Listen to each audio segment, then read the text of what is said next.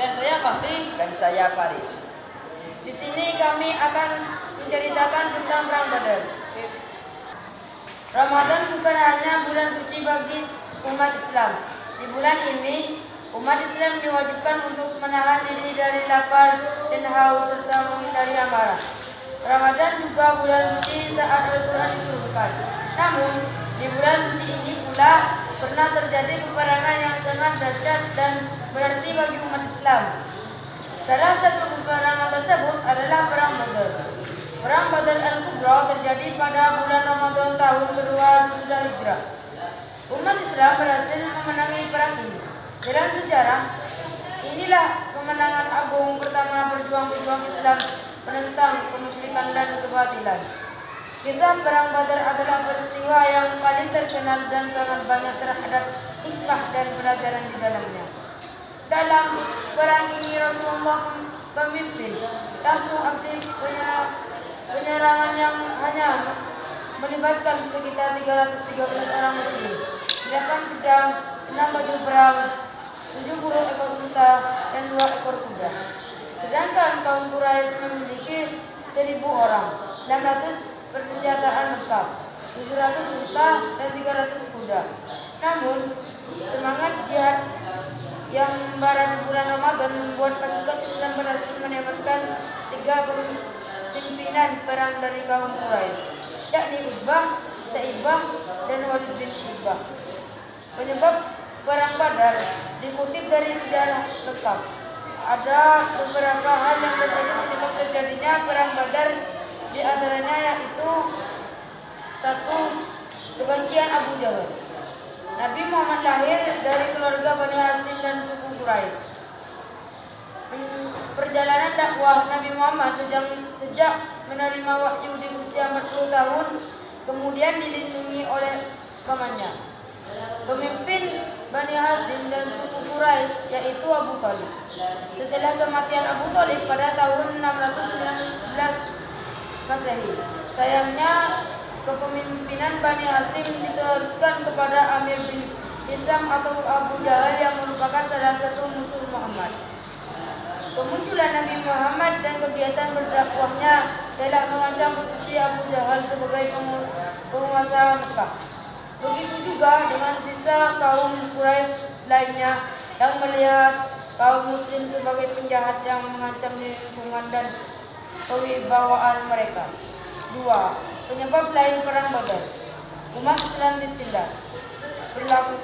Perlakuan buruk terhadap kaum muslim tidak hanya berlangsung di kota Mekah saja, namun kaum kafir Quraisy juga menekan kaum muslim hingga ke Madinah.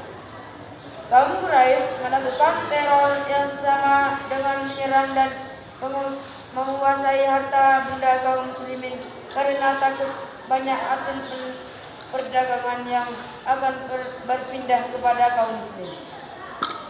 Bahkan kaum Quraisy yang memeluk agama Islam menerima akibat dikeluarkan dari sukunya, yang mana hal tersebut merupakan suatu penghinaan yang amat serius bagi seseorang pada masa itu, sehingga sanggup menjadi pemicu atau penyebab Perang Badar Kubra.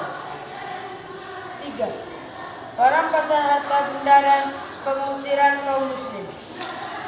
Sejak Nabi Muhammad melakukan dakwahnya, orang-orang musyrik Mekah sudah melancar peperangan dan menghalalkan darah kaum muhajirin dan juga merebut paksa kekayaan mereka.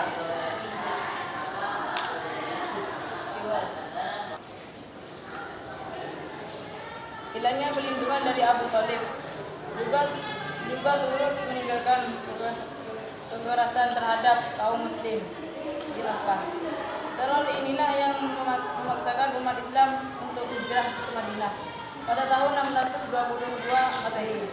Namun karena mereka meninggalkan harta bendanya untuk hijrah, akibatnya harta benda tersebut menjadi sasaran perampasan kaum kafir Quraisy.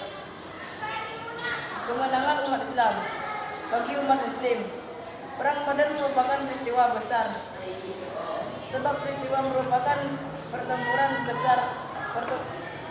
Pertama umat Islam melawan musuh dengan pertolongan Allah. Kaum muslim menang meski kalah jumlah. Saking hebatnya Allah Subhanahu wa taala sampai menamainya sebagai Yaum Al-Furqan, hari pembeda. Karena pada hari itu dibedakan mana yang hak dan batil. Dan itu pula Allah menurunkan pertolongan besar untuk kaum muslimin dan memenangkan mereka atas musuh-musuhnya. Perang Badar diceritakan dalam Al-Quran. Pertempuran Badar disinggung lewat beberapa ayat di dalam Quran. Surat Ali Imran. Sungguh Allah telah menolong kamu dalam peperangan Badar. Padahal kamu adalah ketika itu orang-orang yang lemah. Karena itu bertakwalah kepada Allah supaya kamu mensyukurinya. Ingatlah ketika kamu mengatakan kepada orang mukmin, apakah tidak cukup bagi kamu Allah membantu kamu dengan 3.000 malaikat yang diturunkan dari langit. Jika kamu bersabar dan bersiap siaga dan mereka datang menyerang kamu dengan seketika itu juga, niscaya Allah menolong kamu dengan 5.000 malaikat yang memakai tanda. Dan Allah tidak menjadikan pemberian bala bantuan itu melainkan sebagai kabar gembira bagi kemenanganmu, dan agar tentram hatimu karenanya, dan kemenanganmu itu hanyalah dari Allah yang Maha Perkasa. Sekian video dari kami. Jangan lupa like, comment, dan subscribe. Assalamualaikum warahmatullahi wabarakatuh.